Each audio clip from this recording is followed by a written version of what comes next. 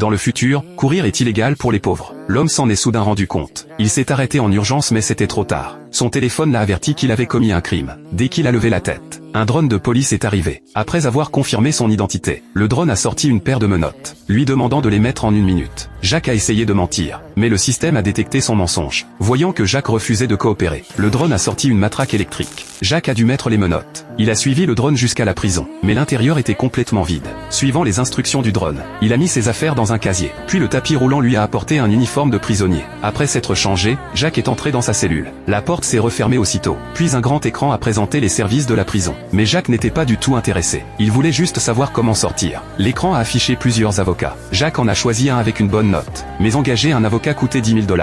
Il ne pouvait pas payer ses frais exorbitants. Il a donc choisi l'option gratuite. Le système a prédit une probabilité de culpabilité de 89%, avec une peine d'environ 45 à 47 ans. Jacques a voulu se défendre, mais l'avocat lui a conseillé de plaider coupable rapidement. Cela pourrait réduire sa peine de 5 à 7 ans.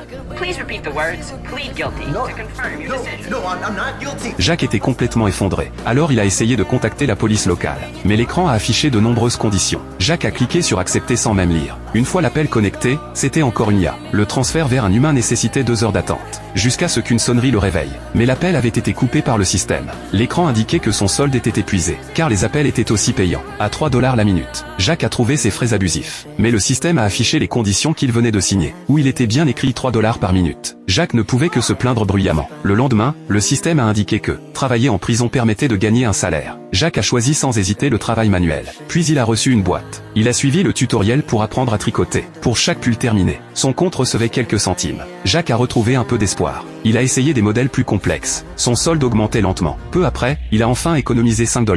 Jacques a décidé d'appeler ses parents à l'aide.